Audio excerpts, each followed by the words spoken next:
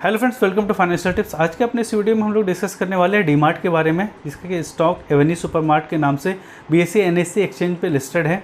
हम जाने हैं कैसे ये कंपनी इतना कस्टमर्स को डिस्काउंट देने के बावजूद भी इतना अच्छा प्रॉफिट गेन कर रही है और साल दर साल अपने अर्निंग्स को इंक्रीज़ करते जा रही है और अपने नंबर ऑफ़ स्टोर्स को इंक्रीज़ करते जा रही है। तो हम इसके फ्यूचर एनालिसिस करेंगे, आने वाले 5 से 10 सालों में इसका प्राइस कहाँ से कहाँ तक जा सकता है।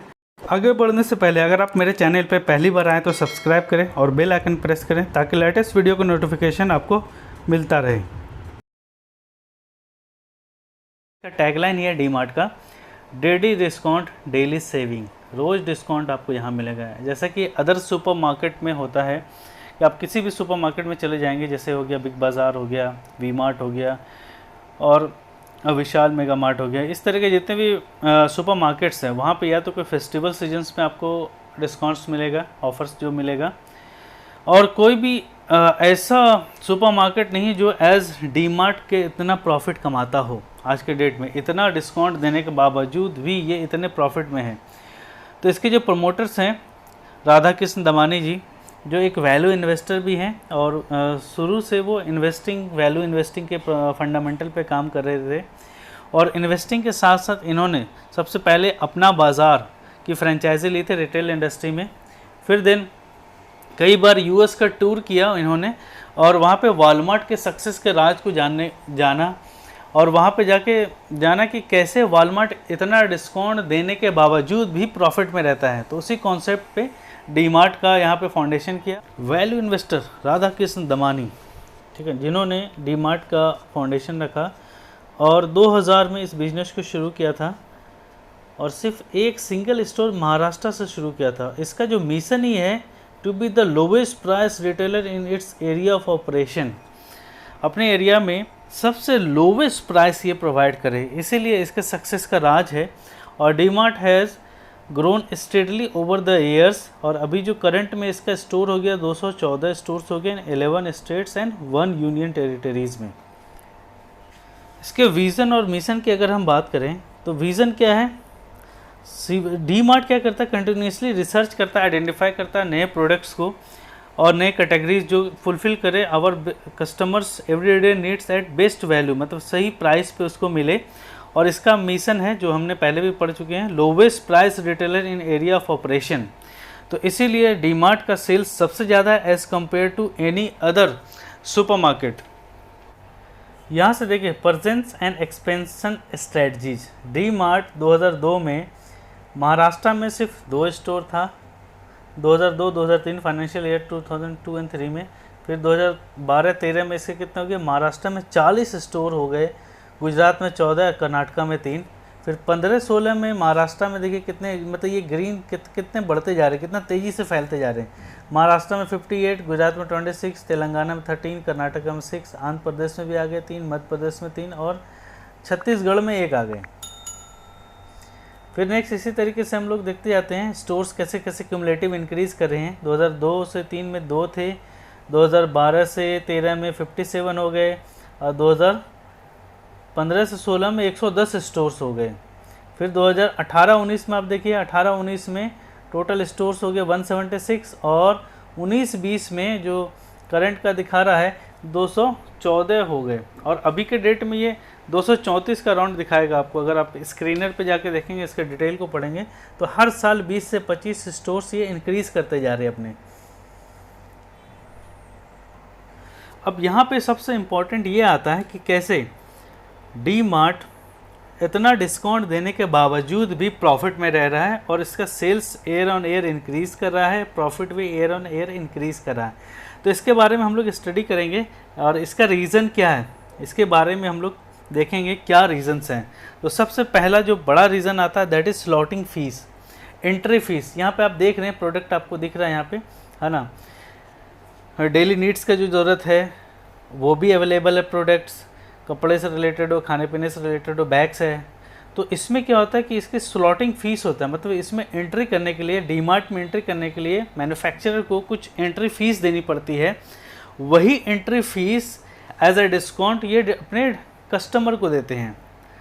तो सबसे पहला तो ये हो गया कि ये क्या लेते हैं, एक स्लॉटिंग फ़ी लेते हैं। उसी स्लॉटिंग फ़ी को ये क्या करते हैं अपने प्रोडक्ट में कि एमआरपी में डिस्काउंट कर देते हैं। डिस्काउंट लगा देने की वजह से प्रोडक्ट जो है बल्क में इसका सेल होता है। जब भी जाएंगे आप डीमार्ट में, जब भी आप जाएंगे आप देखेंगे कि जो भी प्रोडक्ट लेने आ रहा है सब बल्क में खरीद के लेके जाता है। ऐसा नहीं कि एक दो लेके जाएगा, सारा बल्क में यहाँ पे सेल होता है। बल्क में सेल होने की वजह से इसका जो इन्वेंट्री टर्नओवर रेशियो है वो बहुत ही कम है as compare to any other supermarket.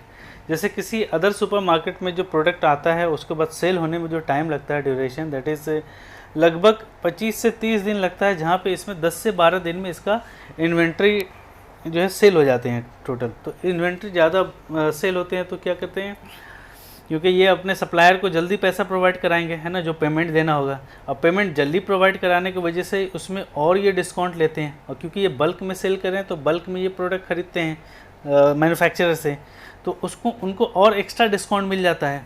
तो पहला दो रीज़न ये क्लियर हो गया, ठीक है। और तीसरा है कि इनके जितने भी स्टोर्स हैं मोर देन 80% इनके खुद के हैं, और जो इसके अलावा जो खुद के नहीं उनको लॉन्ग टर्म लीज पे ले रखा है। इनका रेंटल कॉस्ट बच गया क्योंकि 80% तो इनके खुद के एसेट हैं, और इनके पास बहुत ही, आप जाएंगे तो बहुत ज़्यादा हाई फाई से वेल मेंटेन नहीं कर रखे हैं, क्योंकि इनका ज़्यादा से ज़्यादा फोकस है कि कस्टमर को ज़्यादा प्रॉफिट हो, कस्टमर को ज़्यादा डिस्काउंट मिले। तो आप जब भी डीमार्ट जाएंगे तो आपको ऐसा नहीं लगे कि ये बहुत बड़ा सुपर डुपर मॉल है और यहाँ पे बहुत लाइटनिंग आपको नहीं मिलेगी और बहुत ज़्यादा सजा हुआ नहीं मिलेगा, ज़्यादा स्टाफ्स नहीं मिलेंगे। तो जो करना आपको सेल्फ सर्विस करना हो, लेकर के काउंटर पे जाना है। तो इस वजह से ये अपना जो एक्सपेंडिचर कम से कम रखा ताकि डिस्काउंट ज़्यादा से ज़्यादा कस्टमर्स को मिल सके। और फोर्थ पॉइंट ये समझ लीजिए कि ज़्यादातर मॉल में जो बड़े बड़े मॉल्स हैं वो क्या नेशनल प्रोडक्ट्स रखते हैं, बट डीमार्ट क्या है कि कुछ ऐसे भी ब्रांड्स हैं, जैसे मान लीजिए हम एमपी में रह रहे हैं तो एमपी के हिसाब से वहाँ के जो लोकल ब्रांड का जो डिमांड है वो उस लोकल ब्रांड को भी रखेगा। महाराष्ट्र में कुछ लोकल ब्रांड्स अलग का डिमांड है तो वहाँ पे अलग रखेगा। कर्नाटका में अलग लोकल ब्रांड का डिमांड है तो वहाँ पे कुछ अलग लोकल ब्रांड से भी ये टाई अप किए रहते हैं। और जो भी लोकल माल हैं, जो भी लोकल माल के प्रोडक्ट्स हैं उसकी विल क्वालिटी होनी चाहिए, तभी ये अपने यहाँ उसको लिस्ट करते हैं, अपने डीमार्ट में लिस्ट करते हैं। आगे बढ़ने से पहले अगर आपने वीडियो को मेरे लाइक नहीं किया तो लाइक कर दें, आपका एक लाइक मेरे मोटिवेशन को बढ़ाएगा, और सब्सक्राइब नहीं किया तो सब्सक्राइब कर लें। Avenue Supermart limited primary engage in business organised retail operation supermarkets under brand name DMart. इसके बारे में हम लोग कंप्लीट डिस्कस कर चुके हैं, और इसमें स्क्रीन में देखिए 234 स्टोर्स दिखा रहा है 11 स्टेट्स एंड 1 यूटीज़ में, और यहाँ पे 11.8 million square feet retail business area available है अभी। तो अभी हम इसका करंट मार्केट प्राइस और अदर फाइनेंशियल्स के बारे में डिस्कस कर लेते हैं। तो अभी इसका करंट मार्केट कैपिटलाइजेशन जो चल रहा है 2,17,694, करंट प्राइस 3361 जो कि 34 के अराउंड आज के डेट में चल रहा है, जो 6 जुलाई के अगर प्राइस देखेंगे तो price does not matter, but हमको वैल्यूएशंस देखने हैं और कंपनी का फ्यूचर वैल्यू और ग्रोथ देखना है। यहाँ पे देखें 52 week high and low 3408 to 1900। Stock P is very high, P पे अभी फोकस नहीं किया क्योंकि रिटेल से रिलेटेड है, और हम देखते हैं रिटेल से रिलेटेड या एफएमसीजी सेक्टर से रिलेटेड अगर आप अच्छा स्टॉक सेलेक्ट करेंगे तो इसका पी काफ़ी हाई रहेगा। Book value is 188। Dividend yield अभी इसने डिविडेंड नहीं दिया है क्योंकि डिविडेंड का जो अमाउंट है उसको री इन्वेस्ट करके कंपनी के ग्रोथ में यूज़ कर रही है, तो उसका इफेक्ट आपको इसके प्राइस में दिखेगा कि प्राइस जो है ईयर ऑन ईयर इंक्रीज़ कर रहा है या month on month, quarter on quarter देखेंगे वो इंक्रीज़ कर रहा है। ROCE ये देखें 12.7%, ROE return on equity 9.45%, face value 10 rupees है, promoter holding 75%, debt to equity से 0.03 एंड EPS इज 17। यहाँ पे डिप 393 है और इंटरेस्ट लास्ट ईयर 41.6 और टोटल एसेट जो है 13656। इसको अगर एज़ कम्पेयर टू सरिया कंप्लाइंट भी चेक करें तो यहाँ पे ये जो रेशियो है एज 25% से कम आएगा डिप टू टोटल एसेट। तो शरिया कंप्लाइंट स्टॉक भी इसको आप एज ले सकते हैं क्योंकि debt to total asset ratio is less than 25% और इंटरेस्ट लास्ट ईयर जो आ रहा है वो टोटल एसेट का लेस देन 3% अगर कैलकुलेट करेंगे तो ये 41.6 जो करोड़ है वो कम है। पीयर कंपैरिजन अगर करें इसके पीयर्स जितने भी हैं तो यहाँ पे देखिए इसने ट्रेंट, वी मार्ट, फ्यूचर रिटेल, अरविंद फैशन, स्पेंसर, ओसियो, हाइपर रेटा, तो इससे कंपैरिजन किया गया है और इसमें जो अभी इसका प्राइस जो करंट मार्केट प्राइस सबसे हाई इसी का है एवेन्यू सुपरमार्ट का, और अकॉर्डिंग टू मार्केट कैपिटलाइजेशन भी देखें तो सबसे ज़्यादा मार्केट कैपिटलाइजेशन क्या है, एवेन्यू सुपरमार्ट का ही है, सबसे ज़्यादा मार्केट कैपिटलाइजेशन यहाँ पे है। और सेल्स भी देखें तो सबसे ज़्यादा सेल्स जो है वो आपको एवेन्यू सुपरमार्ट में ही आ रहा है, और ROC return on capital employed भी सबसे ज़्यादा एवेन्यू सुपरमार्ट में ही आ रहा है, ठीक है। और इसका अभी प्राइस देखिए, टुडे हाई एंड लो आप जो आज के डेट में है 3366 3425 है today low and high, 52 week low 1954 और 52 वीक हाई 3408, मतलब कि जो आज के डेट में चल रहा है वो इसने आज 52 वीक हाई लगाया है, ठीक है। और जो अभी करंट मार्केट प्राइस अब यहाँ पे देखिए, मार्केट अभी ओपन है 11:19 हो रहा है, 6 जुलाई डेट है, और 3380 इसका करंट मार्केट प्राइस चल रहा है, ठीक है। 6 जुलाई का MRP आप देख सकते हैं, 6 जुलाई। प्राइस चार्ट अगर हम देखें तो 3 ईयर का CAGR है 29%, और PE चार्ट अगर हम देखें, PE चार्ट 5 ईयर का यहाँ पे देखिए, ये PE भी क्या हो रहा है, इंक्रीजिंग वे में है, या फिर 3 साल का अगर आप देखें 3 ईयर का ही अभी हम कंसिडर करते हैं, ठीक है ना। तो 3 ईयर में भी PE क्या हो रहा है, इंक्रीजिंग वे में है यहाँ से, और प्राइस इज आल्सो इंक्रीजिंग, और CAGR जो ये दे रहा है 29% का CAGR दे रहा है।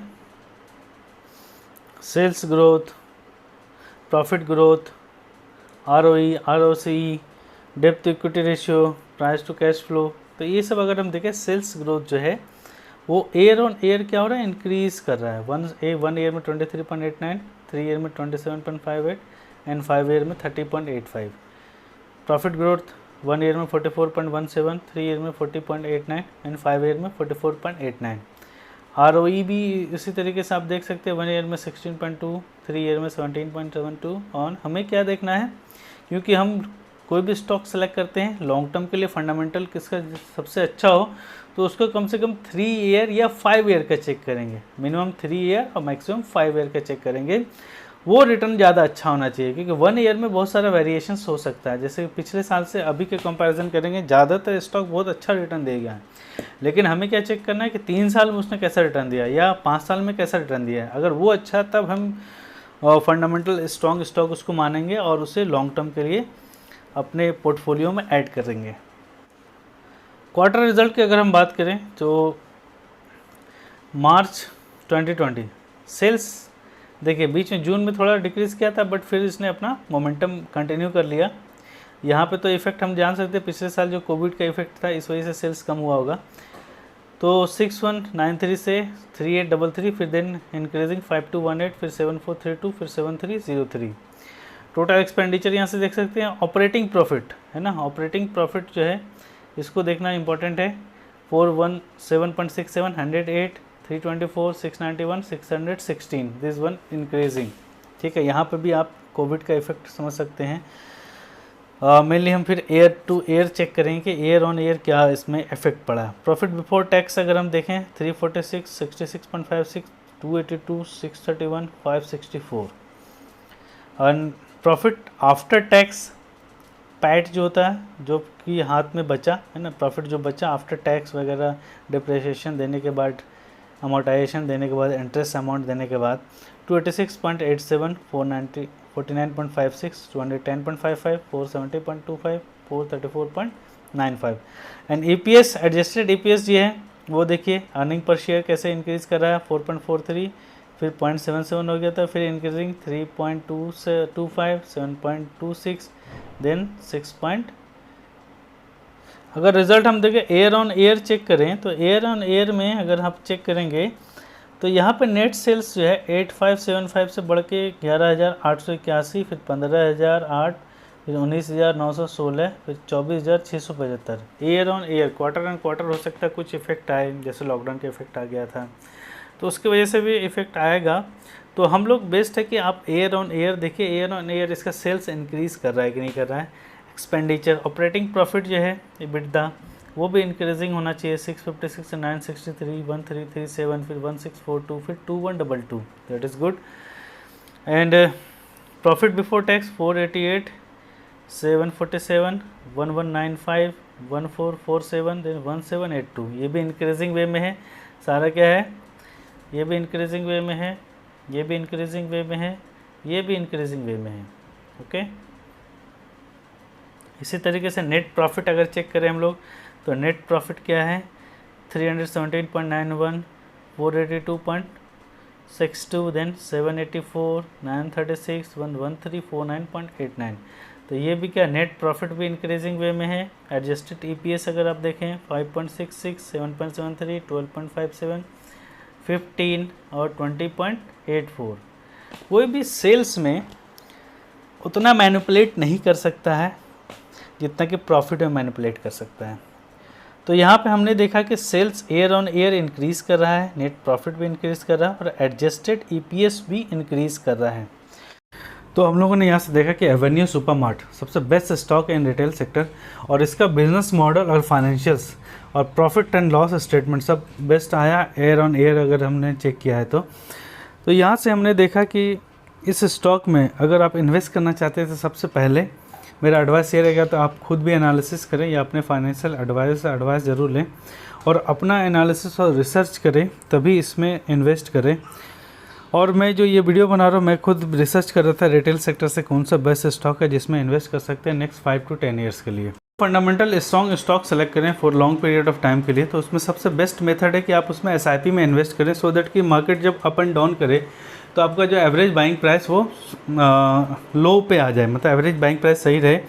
और कोशिश करें कि जब मार्केट डिप करे मंथ में तभी उसमें SIP करें एज़ पर योर कन्वीनियंस। इतना ही, मिलते हैं अपने नेक्स्ट वीडियो में। Thanks for watching financial tips. Video पसंद आए तो लाइक करें, सब्सक्राइब करें और ज़्यादा से ज़्यादा अपने दोस्तों में शेयर करें।